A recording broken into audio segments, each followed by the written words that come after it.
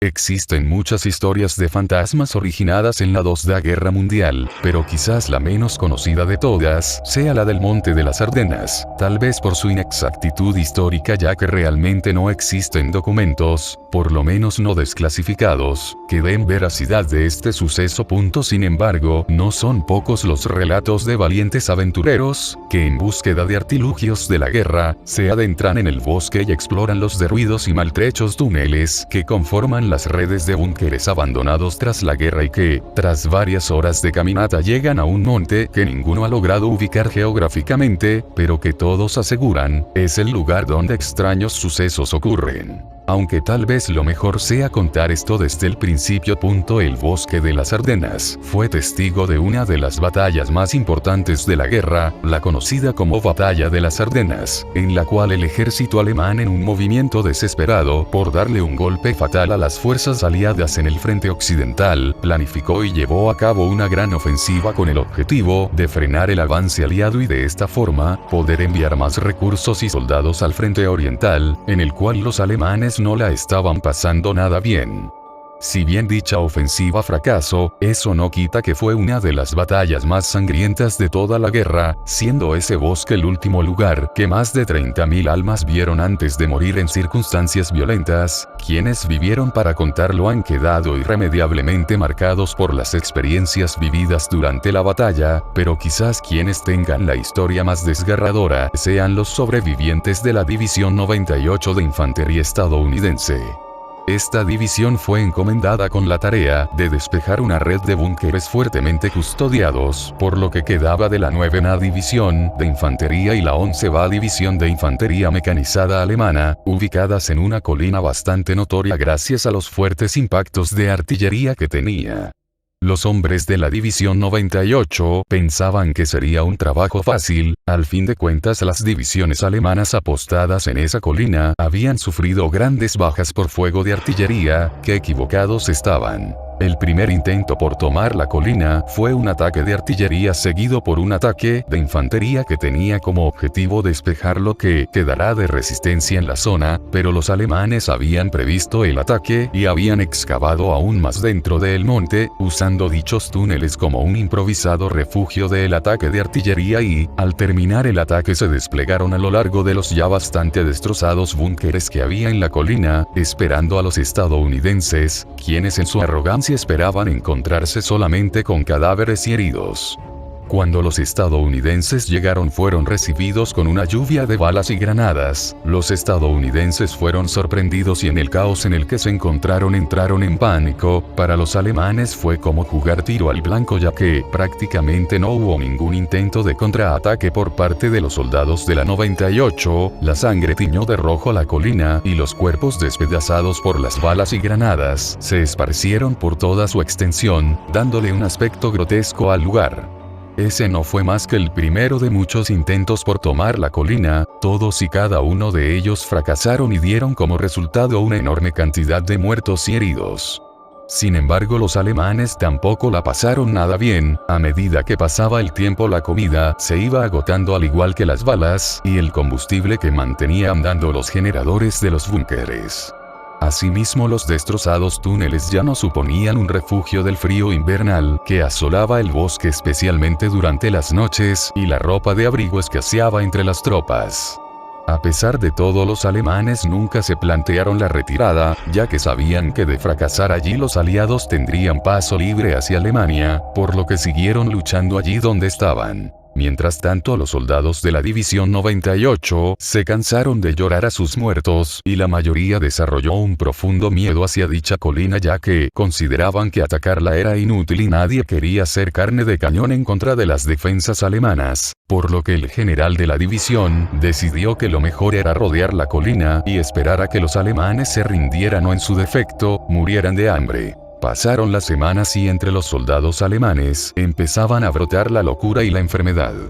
El frío le congeló a muchos las extremidades, generando dolorosas gangrenas, literalmente se estaban pudriendo en vida. Otros ante la falta de alimentos recurrieron al canibalismo, comiéndose los cadáveres que se encontraban por todo el monte y bebiendo la nieve, que por culpa de las escaramuzas, estaba manchada de sangre y vísceras. También hubo muchos que caían en incontrolables ataques de pánico y empezaban a gritar hasta prácticamente desgarrarse las cuerdas vocales. Sin embargo, esto no quedó ahí, ya que los estadounidenses bombardearon en repetidas ocasiones el monte, por lo que los alemanes permanecían la mayor parte del tiempo en los túneles, en completa oscuridad y compartiendo espacio con sus compañeros muertos, los cuales no sacaban afuera de los túneles por temor a el fuego de artillería aliado, lo que derivó en que aquellos túneles tuvieran un pútrido y enfermizo olor que causaba náuseas incluso al más inmutable de los soldados.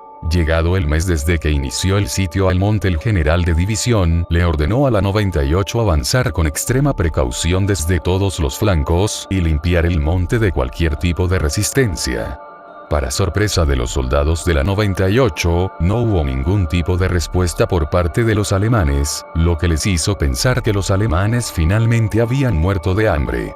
Si bien el monte lucía una horrible imagen gracias a los cadáveres destrozados y los cráteres producto de diversas explosiones, nada de eso se compararía a lo que los soldados de la 98 encontraron dentro de los túneles de aquel monte. Al ingresar un pequeño grupo de soldados armados con pistolas y subfusiles, gracias a lo ventajosas que eran estas armas en espacios cerrados, se encontraron con un panorama desolador. A lo largo y ancho de los túneles había sangre y huesos con claras marcas de mordiscos. De hecho, al principio los soldados teorizaron que, al morir de hambre los alemanes, esos túneles habían sido tomados por una manada de lobos quienes se habían dado un macabro festín con sus restos. Sin embargo, esta teoría fue rápidamente desechada ya que no había lobos en Bélgica. Entonces, ¿qué había pasado?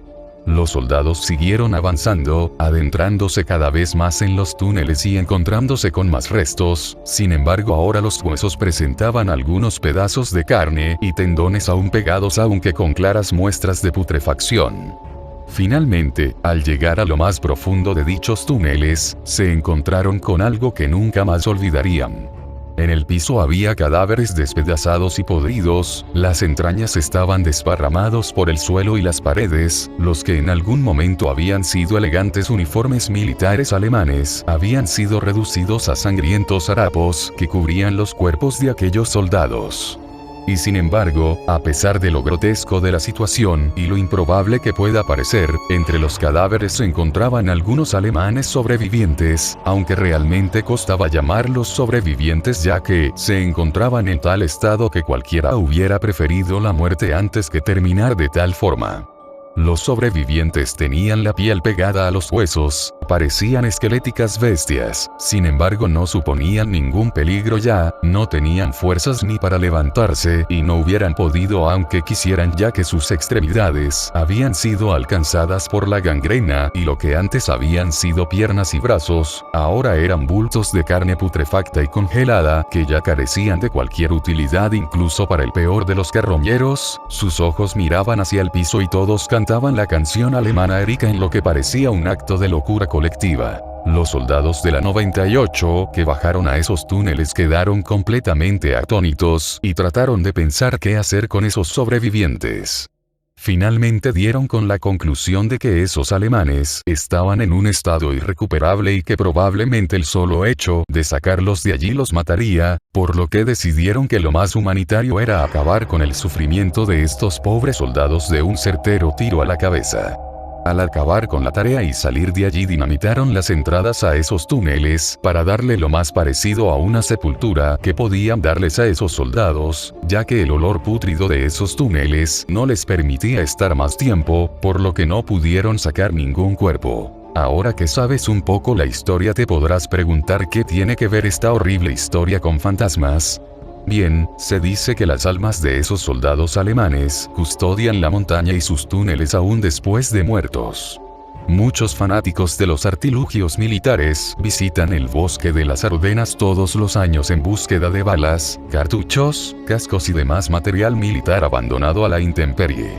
Muchos afirman que después de largas caminatas, adentrándose en el corazón del bosque, hay un monte que muestra obvias marcas de bombardeo y que aún conserva en pie algunos de los destrozados búnkeres que alguna vez sirvieron de refugio para las tropas alemanas. Dicen que no es raro escuchar voces que susurran la canción Erika o ver sombras que te observan desde los derruidos búnkeres. Incluso se pueden escuchar disparos a lo lejos, casi como si algo te estuviera advirtiendo de no adentrarte más en el bosque. El relato más escalofriante pertenece a un joven español llamado Daniel, quien es un gran coleccionista de material militar, lo que lo llevó a buscar innumerables veces en lugares tales como la playa de Normandía o el río Rin, lugares que se puede permitir visitar gracias a su posición económica. Sin embargo, él cuenta que la más memorable y aterradora de sus búsquedas ocurrió en las Ardenas. Él dice que al adentrarse más y más en el bosque, dio con el tan nombrado monte y, seguro de que allí encontraría artefactos de la guerra, no dudó en entrar en los búnkeres, que todavía no habían sucumbido al paso del tiempo. Una vez dentro del primer búnker, se encontró con lo que parecía la entrada de un túnel, que mostraba claros indicios de que había tratado de ser dinamitado, pero por alguna razón las cargas explosivas de esa entrada no habían detonado. Daniel, quien no es ningún tonto, sabía que no era buena idea adentrarse en ese túnel, ya que la dinamita todavía podría estar activa y un túnel tan antiguo podría derrumbarse en cualquier momento, por lo que decidió que lo que pudiera encontrarse allí no valía la pena. Sin embargo, cuando estaba a punto de volver a su búsqueda de artilugios militares, escuchó unos pasos a la distancia, parecían provenir del túnel y venían en su dirección. Al principio Daniel pensó que eso era una mala jugada de su subconsciente, pero luego pudo escuchar de forma nítida como unas voces rasposas y guturales cantaban con increíble sintonía la tan famosa canción Erika. Dichas voces se escuchaban cada vez más cerca y Daniel, sin dudarlo, salió corriendo del lugar para nunca más volver, ya que el miedo que le generó esa experiencia fue mayor a cualquier tipo de curiosidad que los artilugios militares le pudieran generar. Ahora que conoces esta historia, ¿te atreves a visitar el bosque de las Ardenas?